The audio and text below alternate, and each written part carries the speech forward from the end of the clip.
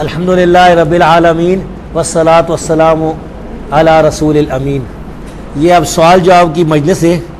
میں کوشش کروں گا کہ مختصر جواب دوں کیونکہ سوالات بہت زیادہ. مثلا یہ جو میرے پاس یہ 2 کاغذ آئے ہیں اس میں بہت سے سوالات ہیں. پہلا سوال سن لیں.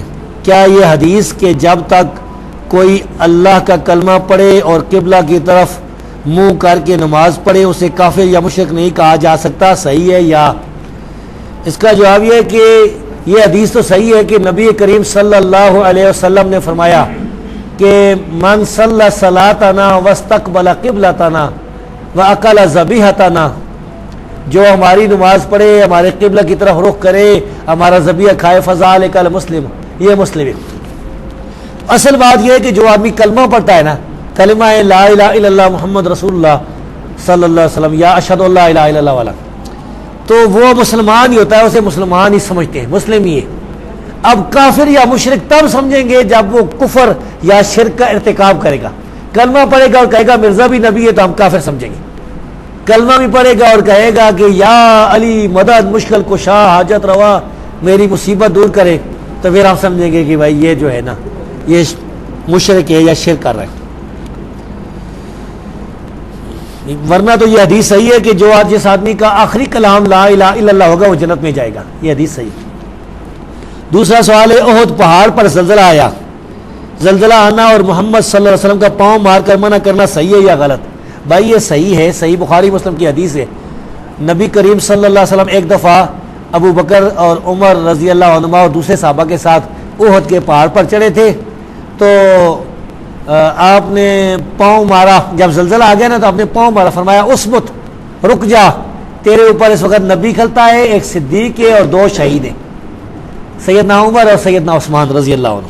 تو یہ حدیث صحیح ہے بالکل. تیسرا سوال ہے سیدنا عمر رضی اللہ تعالیٰ کا سوکھے دریا میں کلمہ لکھ کر ڈالنا اور دریا کا جاری ہونا.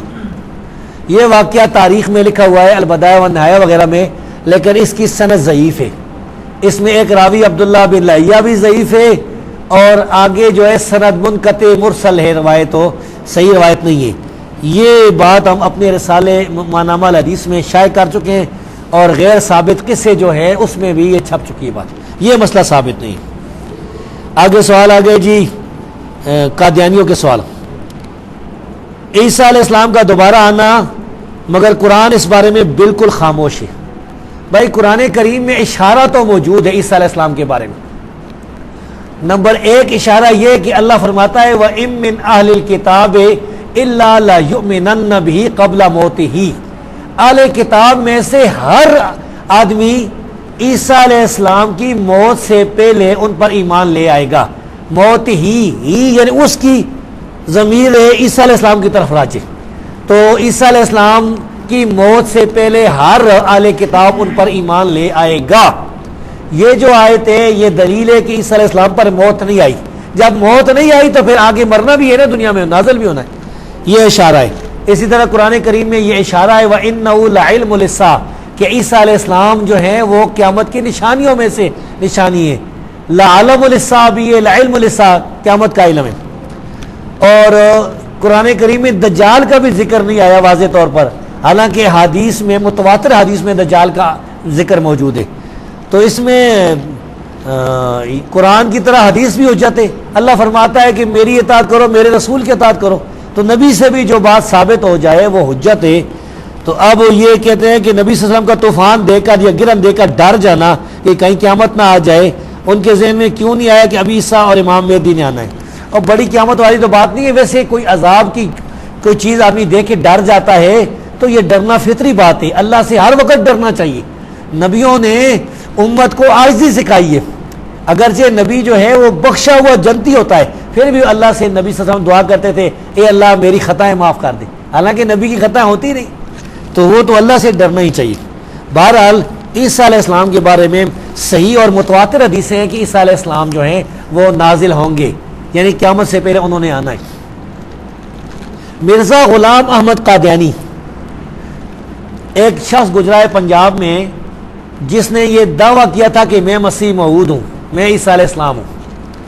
اور پھر وہ حدیثوں کو تعویل کرتا تھا کہ اس سے مراد عیسیٰ علیہ السلام کا نازل ہونا نہیں ہے بلکہ عیسیٰ علیہ السلام کا پیدا ہونا ہے۔ اس نے ایک کتاب لکھی ہے حمامت البشرا، اس کتاب میں مرزا قادیانی نے ایک اصول بیان کیا ہے۔ اصول یہ ہے کہ جس پیشنگوئی میں، پیشنگوئی کہتے ہیں غیب کی خبر کو، نبی اگر کوئی پیشنگوئی بیان کرتا تھا تو اس پیشنگوئی میں اگر قسم کھائی جائے کہ اللہ کی قسم یہ ہوگا تو مرزا قادیانی کہتا ہے وہ پھر ظاہری معنی مراد ہوتا ہے، تعویل نہیں کی جاتی، مجاز نہیں ہوگا، حقیقت ہوگی۔ سمجھ آئی بات؟ اب حدیث میں آیا کہ رسول اللہ صلی اللہ علیہ وسلم نے فرمایا اللہ کی قسم ہے عیسیٰ بن مریم نازل ہوں گے تمہارے درمیان، تو پھر وہ نازل ہی ہوں گے، پیدا ہونے والی بات نہیں ہے، کسی حدیث میں پیدا ہونے والی بات نہیں۔ یہ لمبا مسئلہ ہے، اس بارے میں میرا ایک مضمون چھپا ہوا ہے میری کتاب مقالات جو اس کی پہلی جلد میں، وہ دیکھ لیں۔ نماز کے لیے تنخواہ دار حافظ رکھا جائے جبکہ مقتدیوں میں ان سے زیادہ علم والوں کا موجود ہونا، تو اگر نماز کے لیے حافظ رکھا جاتا ہے جو پابندی کرتا ہے، نمازیں بھی پڑھاتا ہے، بچوں کو بھی پڑھاتا ہے، تو بھائی یہ تو ٹھیک ہے۔ اب اگر اس کو تنخواہ دی جاتی وظیفہ تو یہ بھی جائز ہے۔ صحیح بخاری کی حدیث ہے کہ آپ نے فرمایا ان حق کا ما خستم علیہ اجرن کتاب اللہ، سب سے زیادہ تو اجر کی مستحق کتاب اللہ ہے، اور اس بارے میں آثار بھی ہیں۔ ہم نے ایک مضمون لکھا ہوا ہے اس بارے میں جو رسالہ الحدیث میں چھپا ہوا ہے، اسلاف سے ثابت ہے یہ بات۔ جو تنخواہ نہیں لے جائے اس کی مرضی ہے، لیکن اگر ایک آدمی غریب ہے بیچارہ اور کام کوئی نہیں کرتا اور بچوں کو بھی پڑھاتا ہے، حافظ ہے، تو اس کی جو ہے نا تنخواہ بند نہ کریں آپ۔ اجرت کی دلیل میں بکریوں والا قصہ بیان کیا جاتا ہے، یا خلفائے راشدین کا وظیفہ لینا۔ خلفائے راشدین کا وظیفہ لینا تو ہم بیان نہیں کرتے بھائی، بکریوں والا قصہ خیر بیان کرتے ہیں، جبکہ بکریوں والے واقعے میں حق ضیافت نہیں دیا گیا، اور وہ لوگ یہودی تھے، وہ لوگ جو بھی تھے کافر ہوں۔ مسئلہ یہ ہے کہ انہوں نے دم پڑا تھا اور دم کی وجہ سے بکریاں ملی تھی، وہ لے آئے تھے، اور نبی کریم صلی اللہ علیہ وسلم نے بھی اس میں سے کہا میرا حصہ جو ہے، تو یہ مسئلہ جو ہے ثابت ہو گیا۔ کسی خاص واقعے کے ساتھ مسئلہ مقید نہیں ہوتا، عام دلیل سے صدا ہوتا ہے۔ تو خلفائے راشدین والی بات تو خیر گئی۔ اس دور میں بھی بے شمار مساجد تھے، کتنے صحابہ نمازوں کا وظیفہ لیتے تھے اور کتنا لیتے تھے؟ بھائی اس کا کوئی واضح ثبوت نہیں ہے کہ لیتے تھے نہیں لیتے تھے، لیکن آثار تابعین کے موجود ہیں جو کہتے ہیں جائز ہے تعلیم قرآن کا وظیفہ دینا۔ حنفیوں کے نزدیک جائز نہیں، امام حنیفہ اس کو جائز سمجھتے تھے۔ حنفی حضرات جو ہیں اس مسئلے میں امام حنیفہ کو چھوڑ کے پرانے بعد کے دور کے مولویوں کے پیچھے چل رہے ہیں۔ علم الکلام کسے کہتے ہیں اور ائمہ اربعہ نے اسے کیوں پسند نہیں کیا؟ علم الکلام اس علم کو کہتے ہیں جو یونانیوں سے لیا گیا ہے، جس میں مثال کے طور پر اللہ تعالیٰ عرش پر ہے، وہ کہتے ہیں عرش پر نہیں ہے، ہر جگہ ہے۔ اللہ کا ہاتھ ہے، وہ کہتے ہیں نہیں ہاتھ نہیں، قدرت ہے۔ اللہ نازل ہوتا ہے، وہ کہتے ہیں نازل نہیں ہوتا ہے، رحمت نازل ہوتی ہے۔ قرآن اللہ کلام ہے، کہتے ہیں نہیں نہیں اللہ کا کلام نفسی ہے، یہ لفظی ہے، یہ علم کلام ہے۔ تو اس کو ائمہ کرام ناپسند کرتے تھے، قاضی ابو یوسف بھی اس کو ناپسند کرتے تھے۔ یہ جو ہو رہے ہیں نا تو پھر آپ کو دے دوں؟ ہاں اچھا جی، یہ آ گیا جی۔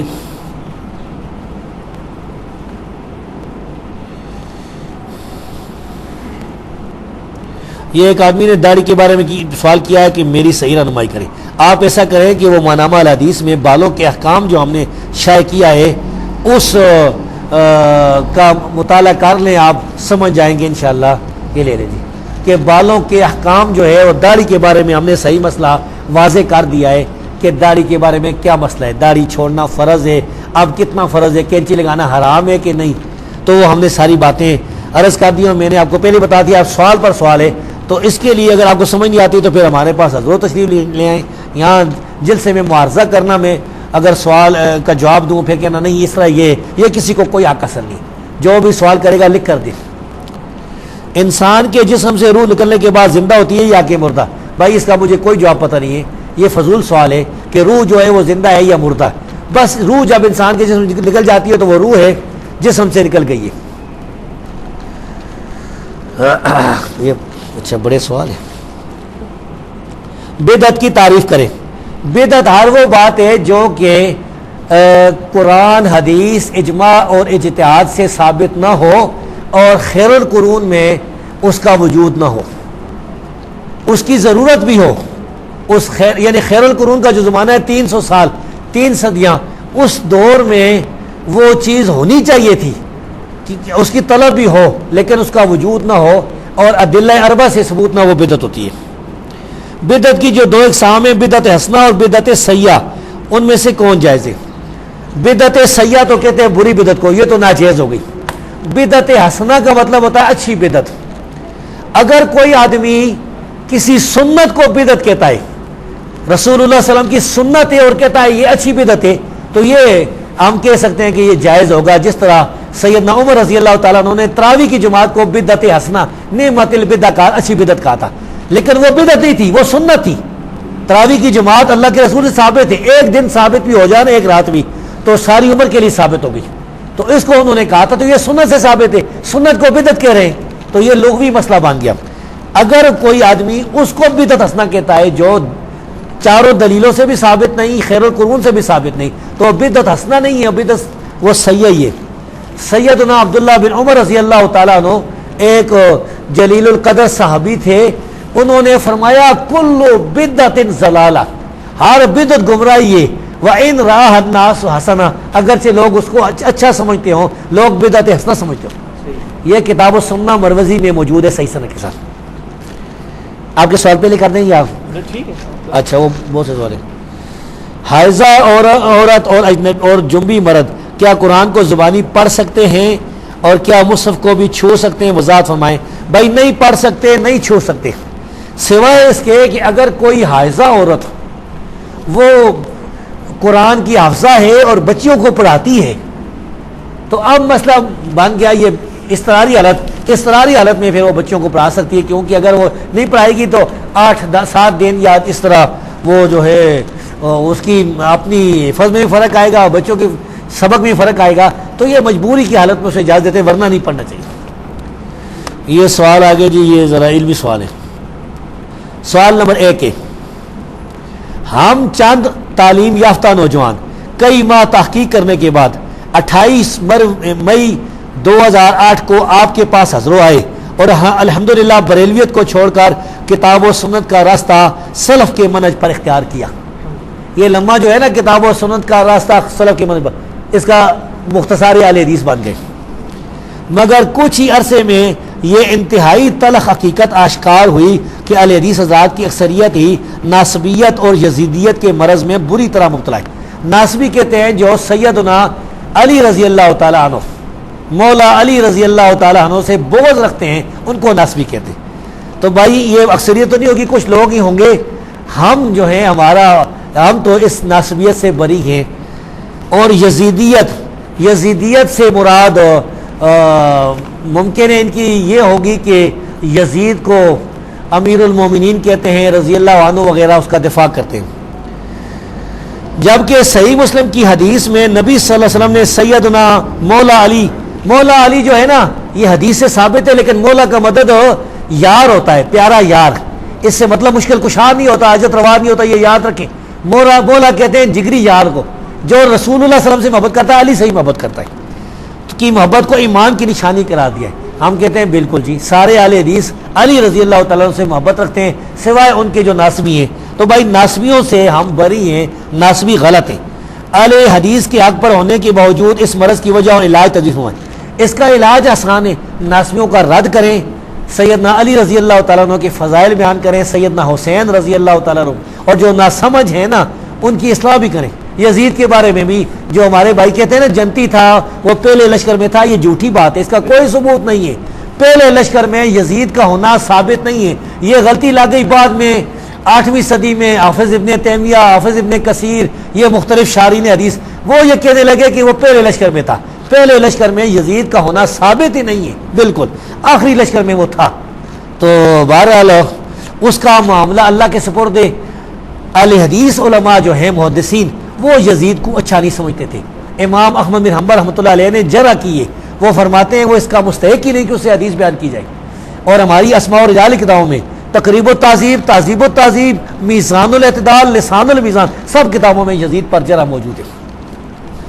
تو بھائی ہم تو حق بیان کرتے ہیں، اب اگر کوئی کسی اہل حدیث کے اندر کوئی ناسبیت غلطی ہے، اللہ تعالیٰ اسے ہدایت دے۔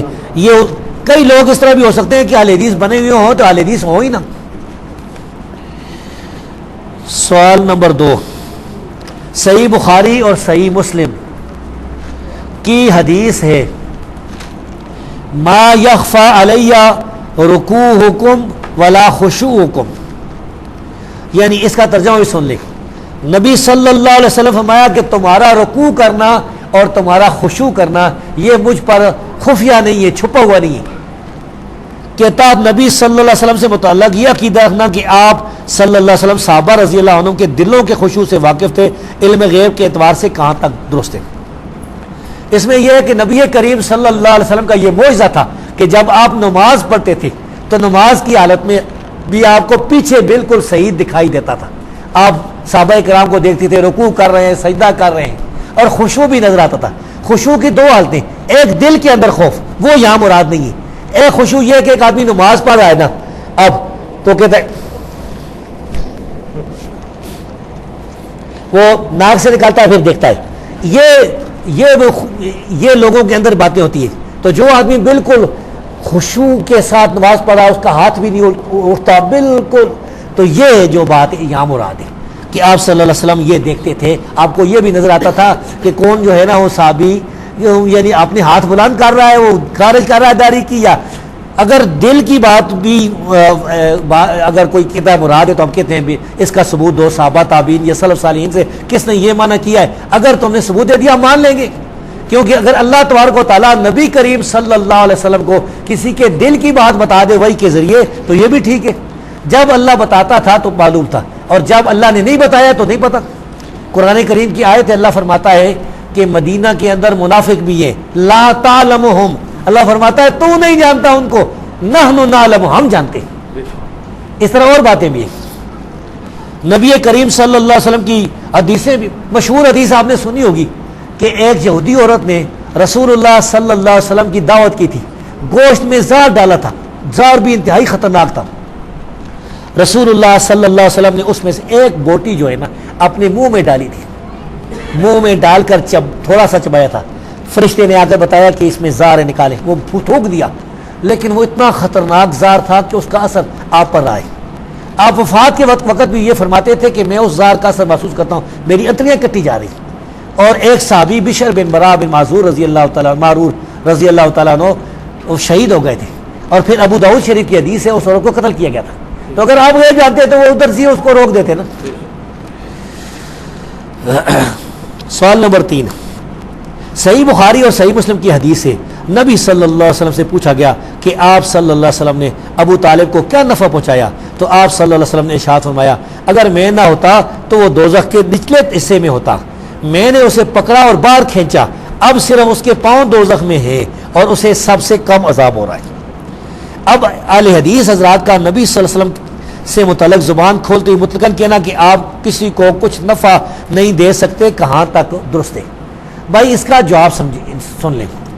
ایک بات یہ ہے کہ اس وقت جس وقت ہم دنیا میں زندہ ہیں نبی کریم صلی اللہ علیہ وسلم نفع نقصان کسی کو نہیں دے سکتے، نہ نبی صلی اللہ علیہ وسلم نہ کوئی اور انسان جو فوت ہو چکا ہے. دوسرا یہ ہے کہ قرآن کریم کی آیت ہے کہ نبی کریم صلی اللہ علیہ وسلم اللہ فرماتا ہے قل لا املک لکم ضرا ولا نفع، تم کہہ دو کہ میں جو ہے تمہارے لیے نفع نقصان کا مالک نہیں ہوں. اس طرح کی آیات قرآن کریم میں موجود ہے. اب وہ اہل حدیث کا یہ عقیدہ ہے کہ نبی کریم صلی اللہ علیہ وسلم اپنی وفات کے بعد کسی کو خود جو ہے نفع نقصان نہیں دے سکے.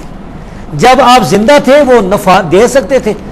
نفع جو ہے آپ اس کی حالتیں، ایک ما تحت الاسباب، اسباب کے تحت کوئی کسی کو کہتا ہے پانی لے آؤ تو پانی پی لیا، یہ تو نفع دے سکتا ہے ایک دوسرے کو. دوسری یہ ہے دعا کرنا، نبی کریم صلی اللہ علیہ وسلم دعا کرتے تھے، اللہ دعا قبول کرتا تھا. تو یہ دعا والی بات ہے. یا آپ نے جب اس کو دیکھا ہے جہنم میں تو اللہ سے دعا کی ہوگی اور پکڑ کے باہر نکال دیا، لیکن یہ جو نکالا بھی ہے اس کا جو عذاب ہو رہا ہے نا تھوڑا عذاب، اس کے ساتھ اس کا دماغ بھی کھول رہا ہے، یہ بھی صحیح حدیث ہے. تو یہ بات بالکل صحیح ہے، ہم مانتے ہیں برحق کے کہ نبی کریم صلی اللہ علیہ وسلم کی دعا قبول ہوتی تھی، اور اس طرح اور بھی نیک لوگ ہو سکتے ہیں جس کی دعا قبول ہو اور دعائیں قبول ہو جاتی ہیں. ہمارے گاؤں کا واقعہ ہے جی، ایک آدمی جو شاعر تھا، جنگی نام تھا، وہ شاعر تھا. ہمارے ایک رشتہ دار نے اس کی زمین پر قبضہ کر لیا. اس شاعر کا دیوان بھی چھپا ہوا ہے، جنگی شاعر تھا اس کا نام، لیکن جو رشتہ دار ہے میں اس کا نام نہیں لوں گا. اس نے اس کی زمین پر قبضہ کر لیا. قبضہ کیا کس طریقے سے؟ ایک آدمی کو جنگی بنایا، ایک آدمی کو گواہ بنایا، اور یا ایک آدمی کو جنگی بنایا، دو آدمی کو گواہ بنایا، اس طریقہ کیا۔ انگریزوں کا دور تھا، تحصیلدار کے سامنے جا کر جہاں پر وہ رجسٹری ہوتی ہے اپنے نام رجسٹری کرا لی، سال کے بعد وقت جب گزر گیا تو اس جنگی کو اس جگہ سے، یہاں پر ہزروں کا جو اب بسوں کا اڈا ہے نا، یہ وہ جگہ تھی قبرستان کے ساتھ، تو اس جنگی کو پکڑ کر پولیس کے ذریعے ہمارے رشتہ دار نے باہر کھینچ کے پھینک دیا تھا اپنی زمین سے۔ تو وہ اس وقت دعائیں کرتا تھا، بدعائیں کرتا تھا، وہ کہتا تھا کہ تجھے اللہ تعالیٰ پاگل کتا جو ہے نا تجھے کاٹے، وہ اللہ سے یا اللہ اس کو چلا کتا لڑا، وہ یہ دعا کرتا تھا۔ وہ جو جنگی بنا تھا اس کو کہتا تھا یا اللہ اس کو آگ میں جلا دے، اور تیسرے کے بارے میں وہ دعا کرتا تھا یا اللہ یہ لاولد مار جائے۔ یہ 3 دعائیں اس نے کی ہیں، یہ تینوں دعائیں قبول ہیں۔ وہ ہمارا رشتہ دار کراچی گیا، اس کو جو پاگل کتا تھا اس نے اس کو کاٹ کھایا، اور وہ پھر ایک اپنے مہینے کے اندر مر گیا۔ جب لاش ہمارے گاؤں سے قبرستان پر کہ اس کے جہاں پر اس نے اپنا وہ گاؤں آباد کیا تھا چھوٹا سا، ادھر لے کے جا رہا تھی، جنگی کھڑا تھا، کہتا تھا کدھر لے کے جا رہا ہے میری زمین۔ وہ دوسرا جو آدمی تھا وہ پنڈی میں کسی ہوٹل پر کام کر رہا تھا، تو ادھر وہ سٹوو پھٹ گیا نا، تو آگ لگی اور اس میں جل کے مر گیا۔ تیسرا اللہ ولد مرا۔ تو اللہ تعالیٰ دعا قبول کر سکتا ہے، یہ نبی کی دعا قبولیت والی بات ہے۔ دعا والا تو نفع دے سکتے ہیں، نبی کریم صلی اللہ علیہ وسلم قیامت کے دن بھی نفع دیں گے، امت کے لیے دعا کریں گے یا اللہ ان کا حساب کر، شفاعت بھی کریں گے، اور اللہ سے دعا کرتے ہیں کہ میری اور آپ سب کی اللہ کے رسول صلی اللہ علیہ وسلم قیامت کے دن سفارش کریں، شفاعت کریں۔ چوتھا سوال ہے، صحیح بخاری اور صحیح مسلم کی حدیث کا مفہوم ہے۔ نبی صلی اللہ علیہ وسلم نے ایک صحابی کو روزہ توڑنے کے کفارے کا انوکھا طریقہ تجویز فرمایا کہ وہ نبی صلی اللہ علیہ وسلم کی دی ہوئی کھجوریں خود ہی کھا لے۔ اس میں یہ لمبی بات ہے، یعنی لمبی بات کو یہ نہیں کہ آپ نے کہا کھجور کھا کے روزہ توڑ دے۔ وہ صحابی جو تھا اس کا روزہ اس طرح ٹوٹ گیا تھا کہ وہ بیوی کے ساتھ اس نے جمع کر لیا تھا، جوان تھا نا بالکل، بیوی کو لکھا بڑی خوبصورت ہے، اس کا تو روزہ گیا ختم۔ اب وہ پریشان ہو کے آ گیا، اللہ کے رسول نے فرمایا اب اس کا کفارہ ہے، اب کفارہ 2 مہینے روزے رکھنے۔ وہ کہتا ہے یہ تو روزے میں ہی رمضان میں مجھ سے ہو گیا، میں کس طرح روزے رکھوں گا؟ تو فرمایا پھر صدقہ کرنا ہے۔ وہ کہتا ہے غریب مجھ سے زیادہ غریب ہو ایک ہو۔ خیر پھر کھجوروں کا ٹوکرا آیا نا تو آپ نے اسے کہا کہ صدقہ کر دو، تو کہتا ہے یا رسول اللہ مجھ سے زیادہ کوئی بندہ بھی غریب نہیں مدینے میں، تو آپ فرمایا اس کے کو لے ہی جا۔ تو نبی کریم صلی اللہ علیہ وسلم کو اختیار حاصل ہے، وہ جس طرح وہ فرما دیں، کیونکہ وہ جو فرماتے ہیں ہمارے لیے وہی حجت ہے، اللہ کا اذن ہے، رسول اللہ صلی اللہ علیہ وسلم کی ہر بات حجت ہے سوائے اس بات کے جس کے بارے میں تخصیص ثابت ہو جائے۔ آپ فرما دینا کہ میری یہ رائے ہے، تمہاری مرضی ہے مانو، تمہاری مرضی ہے نہ مانو، تو پھر اختیار، جس طرح بریدہ کو کہا تھا، ورنہ آپ کی ہر بات جو ہے وہ حجت ہے۔ اسی طرح صحیح بخاری اور صحیح مسلم کی حدیث کا مفہوم ہے، نبی صلی اللہ علیہ وسلم نے فرمایا اگر مجھے امت کی مشقت کا خیال نہ ہوتا تو ان پر مسواک فرض کر دیتا۔ رسول اللہ صلی اللہ علیہ وسلم کو اختیار اللہ نے دیا، کیونکہ وہ اپنی طرف سے بولتے ہی نہیں، اگر کہیں بولیں گے فوراً وہی آ جائے گی، لما تحرم ما احل اللہ لک۔ اسی طرح صحیح بخاری کی حدیث کا مفہوم ہے، نبی صلی اللہ علیہ وسلم نے اکیلے سیدنا خزیمہ رضی اللہ عنہ کی گواہی کو 2 کے برابر قرار دیا۔ اتنی واضح صحیح حدیث ہونے کے ہوتے ہوئے اہل حدیث حضرات کا نبی کریم صلی اللہ علیہ وسلم سے متعلق زبان کھولتے ہوئے مطلقاً کہنا کہ آپ صلی اللہ علیہ وسلم کو کسی بھی چیز کا کچھ اختیار نہیں کہاں درد سے، یہ اہل حدیث علماء جو کہتے ہیں اس کا مطلب ہے کہ نبی کریم صلی اللہ علیہ وسلم مشکل کشا نہیں، حاجت روا نہیں، مختار کل نہیں، یہ ساری صفتیں اللہ کی ہیں۔ رسول اللہ صلی اللہ علیہ وسلم کو جو اختیار دیا گیا اللہ کے اذن سے، اللہ تبارک و تعالیٰ کی وحی سے، اور جہاں اختیار نہیں دیا گیا وہاں فوراً وحی آ گئی۔ سمجھ آ گئی بات ہو؟ تو اہل حدیث اس طرح مانتے ہیں۔ جو دوسرے لوگ ہیں نا وہ سمجھتے ہیں کہ نبی کریم صلی اللہ علیہ وسلم اب بیٹھے ہیں وہ اللہ کی عرش پر، اب جو کائنات کا نظام ہے وہ سارا آپ ہی چلانے، سارا اختیار مختار کل ہے سارا۔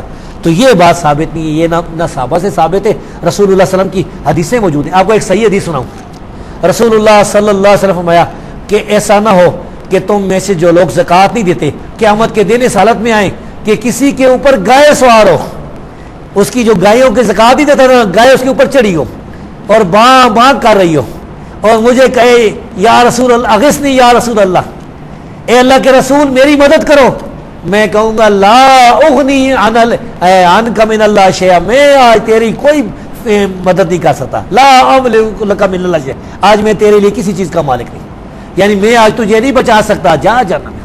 نبی کریم صلی اللہ علیہ وسلم جب اللہ چاہے گا، اللہ چاہتا تھا تو آپ صلی اللہ علیہ وسلم جو ہے وہ اختیار فرماتے تھے. جب اللہ نہیں چاہتا تھا, وہ آپ نے سنا ہوگا واقعہ کہ بدر کے موقع پر جو کافروں کو آپ نے چھوڑ دیا تھا, پھر قرآن کی آیتیں نازل ہوئی تھی تو پھر آپ رو رہے تھے. صحیح حدیث سے موجود. پانچواں سوال ہے, ان الذین یؤذون اللہ ورسولہ لعنهم اللہ فی الدنیا والآخرہ واعد لهم عذابا مہینا, کے تحت بریلوی اور دیوبندی عوام کے برعکس اہل حدیث حضرات کا نبی صلی اللہ علیہ وسلم کے والدین سے متعلق زبان کھولتے ہوئے مطلقاً کہنا کہ آپ صلی اللہ علیہ وسلم کے والدین پکے کافر تھے, کیا نبی صلی اللہ علیہ وسلم کو اذیت دینے کے مترادف نہیں ہے؟ سب سے پہلے تو یہ مسئلہ یاد رکھیں کہ اللہ اور رسول کو جو تکلیف دینا ہے اس کی بہت سی قسمیں, گالیاں دینا, برا کہنا, مخالفت کرنا, یہ ساری اللہ رسول کو تکلیف دینے والی بات ہے. تو بریلوی اور دیوبندی عوام جو کہتے ہیں ہمارے نزدیک اصل دلیل قرآن کی آیت نہیں, حدیث نہیں ہے, میں 14 سال اس حدیث کا جواب سوچ رہا ہوں, وہ اللہ رسول کو تکلیف دینے والے ہیں جو حدیث کو رد کرنے والے. دوسرا یہ کہ جو رسول اللہ صلی اللہ علیہ وسلم کے ساتھ متعلقہ چیزیں ہیں, مثلا سیدنا حسین کو شہید کرنا, ان کو برا کہنا, یہ بھی آپ کو تکلیف دینی ہے. اسی طرح والدین کا جو مسئلہ ہے اس کے بارے میں میرا یہ موقف ہے کہ اس بارے میں سکوت کرنا چاہیے. اگرچہ بریلویوں دیوبندیوں دونوں کے جو مولوی تھے ملا علی قاری, اس نے کتاب لکھی ہے نبی صلی اللہ علیہ وسلم کے والدین کے بارے میں کہ اس میں اس نے بڑے سخت الفاظ لکھے, میں یہاں بیان نہیں کر سکتا. وہ کتاب آپ دیکھ سکتے ہیں, میرے پاس موجود ہے, اور اس نے سیوطی کا رد کیا ہے. تو اس بارے میں جو اہل حدیث ہو, اگر کسی نے کہا ہے تو اس نے کوئی صحیح مسلم کی حدیث پیش کی ہوگی. حدیثیں صحیح ہیں, صحیح مسلم کی حدیث صحیح ہے اور حدیثیں صحیح ہیں, لیکن ہم جو ہیں رسول اللہ صلی اللہ علیہ وسلم کے بارے میں سکوت کرتے ہیں. اللہ جانے ان کے والدین کا معاملہ جانے, ہماری زبان سے کوئی ایسی بات نہ نکل جائے کسی وجہ سے جو ہے ہم سارے ہمارے اعمال ہی ضائع ہو جائیں. یہ سوال کو ایک تو میں نے اڑایا تھا, یہ پھر سوال لکھا گیا ہے. تو مٹھی کے بعد داڑھی کاٹنا کیسا ہے؟ بھائی یہ صحابہ کرام سے ثابت ہے, صحابہ عبداللہ بن عمر رضی اللہ تعالیٰ کو صحابہ کرام سے, تو یہ جائز ہے. اگر کسی کو دل نہیں مانتا تو مرضی کرے, نہ کاٹنا بہتر ہے. کینچی ہم تو نہیں لگاتے, لیکن کوئی اگر ایک مٹھی سے زیادہ کاٹ لیتا ہے تو صحابہ کے آثار کی وجہ سے جائز ہے, اور صحابہ یہ راویان حدیث میں سے تھے عبداللہ بن عمر رضی اللہ عنہ. اور یہاں پر دو موقف ہیں. ایک موقف ہے کہ کینچی لگانا حرام ہے, یہ ہندوستان کے اس 100 سال 14ویں صدی کے علماء نے یہ مسئلہ بنایا ہے, یہ پہلے کوئی مسئلہ نہیں تھا. ایک مسئلہ یہ ہے کہ ایک مٹھی سے زیادہ کاٹنا واجب ہے, یہ مسئلہ شیخ البانی نے بنایا ہے, یہ پہلے بھی کوئی نہیں. یہ دونوں مسئلے غلط ہیں, شیخ البانی کا بھی اور یہ ہمارے کچھ استادوں کا بھی. صحیح مسئلہ یہ ہے کہ جائز ہے, کوئی کاٹ لیتا ہے ایک مٹھی سے زیادہ اور نہ کاٹے, یہ بہتر ہے.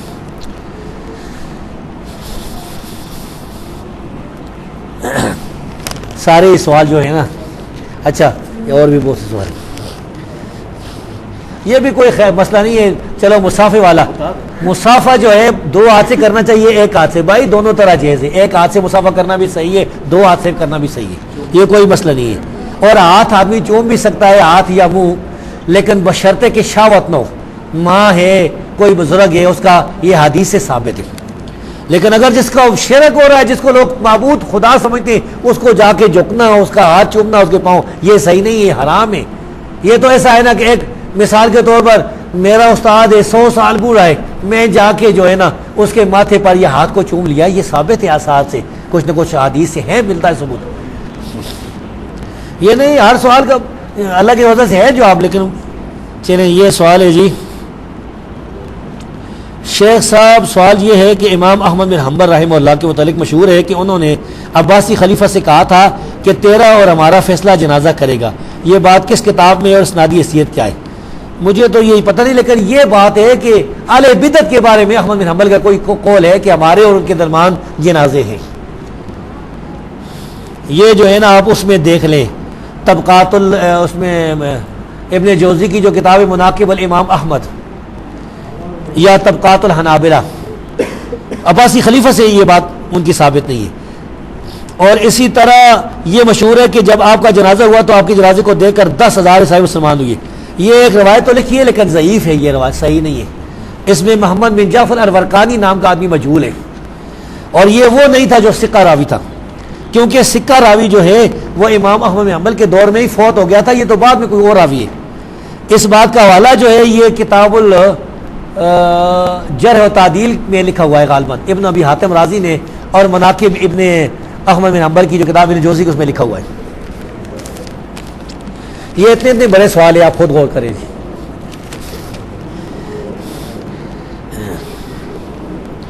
جناب شیخ صاحب آپ کے معنامہ رسالہ میں مشکات المصابیح کی تحقیق و تخریج اور اس کی مختصر شرح شائع ہوتی ہے، تو مشکات میں جہاں بھی رواہ رزین الحوالہ آتا ہے تو آپ لکھتے ہیں رزین والا حوالہ تو بے سند ہونے کی وجہ سے مردود ہے۔ جدید رسالے میں بھی یہی بات لکھی ہوئی ہے، لیکن شیخ سوال یہ ہے کہ مؤلف مصابیح السنہ ابو محمد حسین بن مسعود بن محمد الفرا البغوی رحمہ اللہ نے جب کتاب لکھی تو انہوں نے بھی الفصل الثانی کے تحت امام رزین بن معاویہ الابدری رحمہ اللہ کے حوالے سے حدیث نقل کی ہیں، اور جب ابو عبداللہ محمد عبداللہ الخطیب التبریزی، یہ سوال جاری ہے جی اتنا رحمہ اللہ نے مشکات المصابیح کو ترتیب دیا تو انہوں نے بھی الفصل الثالث کے تحت رزین کے حوالے سے حدیث نقل کی ہیں، تو ظاہر ہے 8ویں صدی ہجری تک یہ مسند رزین موجود رہی ہے، تو کیا بالکل مفقود ہے؟ اس کا کوئی قلمی نسخہ بھی کہیں نہیں، یا کسی امام نے اس متعلق اپنی کتاب میں تاریخ کیا فرمایا؟ وضاحت فرمائیں بھائی۔ یہ مسند یہ رزین کی کتاب فی الحال دنیا میں ہمارے علم دعوت کہیں بھی نہیں ہے، اور دوسرا یہ کہ مسند رزین نہیں تھی، یہ بے سند کتاب تھی، اس میں سندیں نہیں تھی۔ حافظ صاحبی نے لکھا ہے کہ رزین نے اپنی کتاب میں بڑی موضوع بے اصل روایتیں لکھ رکھی ہیں جی۔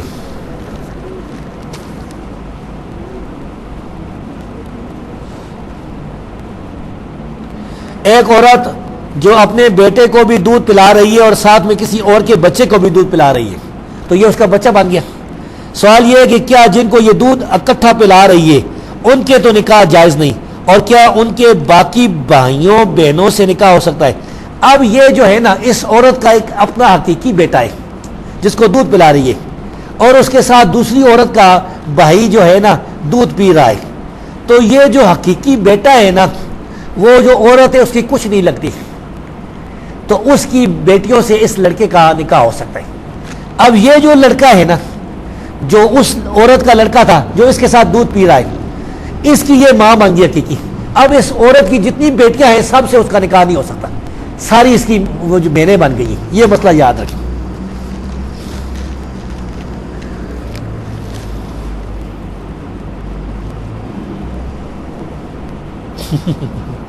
آپ صلی اللہ علیہ وسلم نے ننگے سر نماز پڑھی، اس کی دلیل اور حدیث نمبر اور کتاب کا مکمل حوالہ بیان کرے۔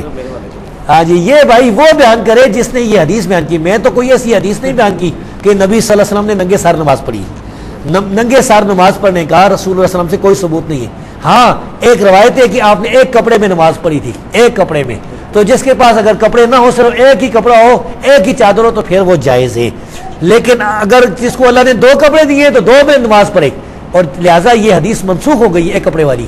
جس کو اللہ نے دو کپڑے دیے یہ بھی صحیح حدیث ہے، آپ نے فرمایا دو کپڑوں میں، تو ننگے سر نماز پڑھنا بھائی بہتر نہیں ہے، اگرچہ مرد کے لیے جائز ہے۔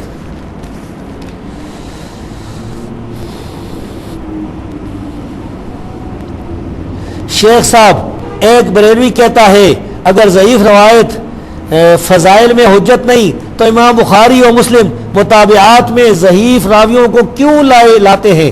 مثلا یزید بن ابی زیاد الکوفی۔ بھائی یعنی متابعات یہ کہتے ہیں نا، مثال کے طور پر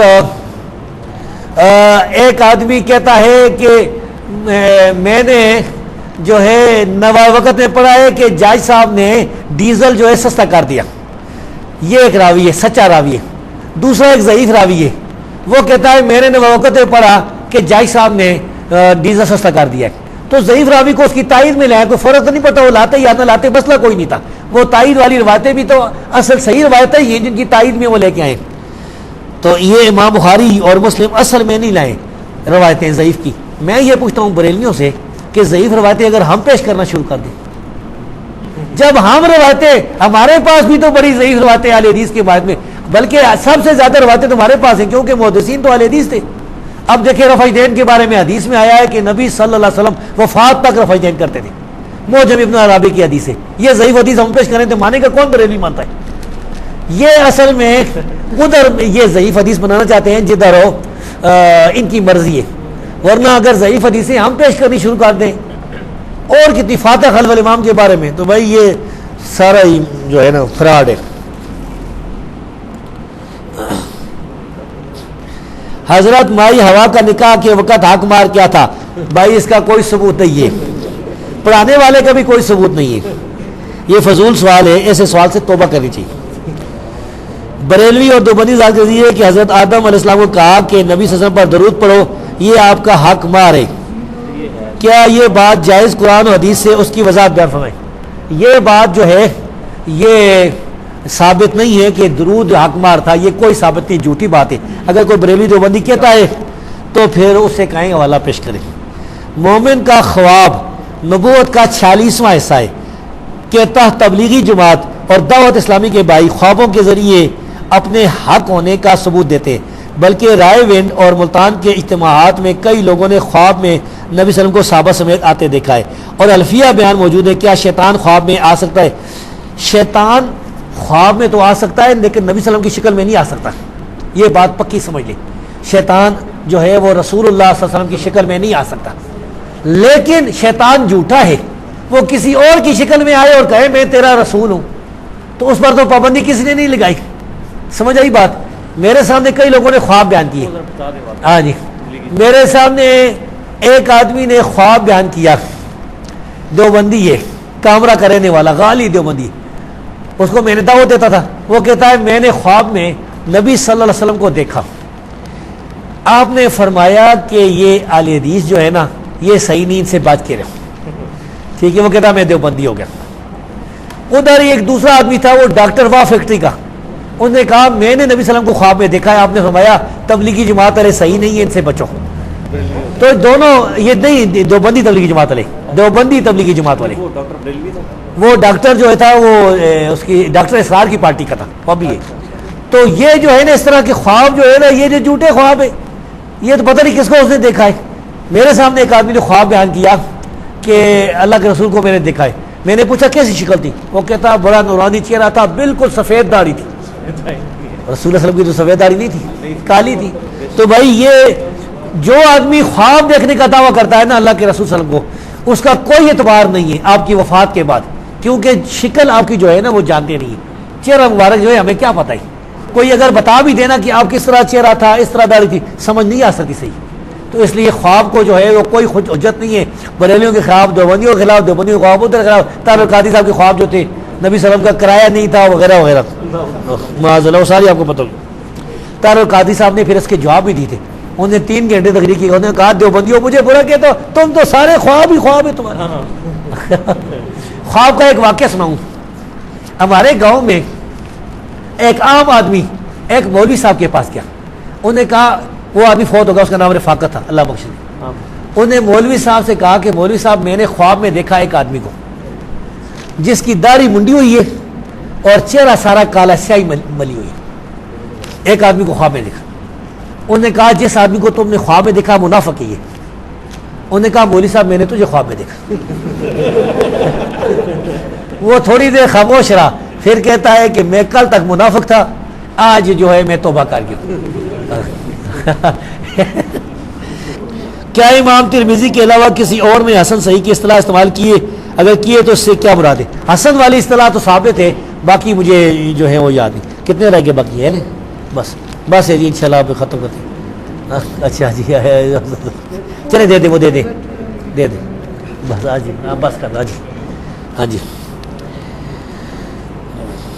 رضا تو صحیح ہے کہ 2 سال بھی ہو جاتی ہے، لیکن مشکوک ہے بھائی، وہ جائز نہیں ہے، وہ گئی بیوی۔ ایک بریلوی کہتا ہے کہ سفیان کی عن عاصم بن کلیب والی روایت کی مطابق عبداللہ بن یزید نے کی ہے، اور سفیان نے الفاظ بڑھائے ہیں، اور وہ اوسق ہے اور سکہ کی زیادتی مقبول ہوتی ہے۔ انہیں کہے بھائی مطابق نہیں کی ہے، مخالفت کی ہے۔ سفیان عبداللہ بن ادریس والی روایت جو اس میں رفعین نہ کرنے کے کوئی ذکر نہیں، اور سفیان ثوری والی روایت میں ذکر ہے، یہ سکہ ہیں بالکل مانتے ہیں، لیکن یہ مدلس تھے، اور مدلس کی عن والی روایت صحیح نہیں ہوتی۔ خود بریلوی کہتے ہیں، فقہ الفقیہ میں لکھا ہوا ہے کہ سفیان ثوری مدلس تھے۔ بس یہ حنفی یہ کہتے ہیں کہ 20 رکعت تراویح حضرت عمر سے ثابت ہے، اور غیر مقلدوں اہل حدیث نے تہجد کی 8 رکعتوں کو تراویح سمجھ رکھا ہے، کیا یہ بات درست ہے؟ یہ بات غلط ہے۔ سیدنا عمر رضی اللہ تعالیٰ عنہ سے 20 رکعت تراویح جو ہے ثابت نہیں بلکہ 8 ثابت ہے۔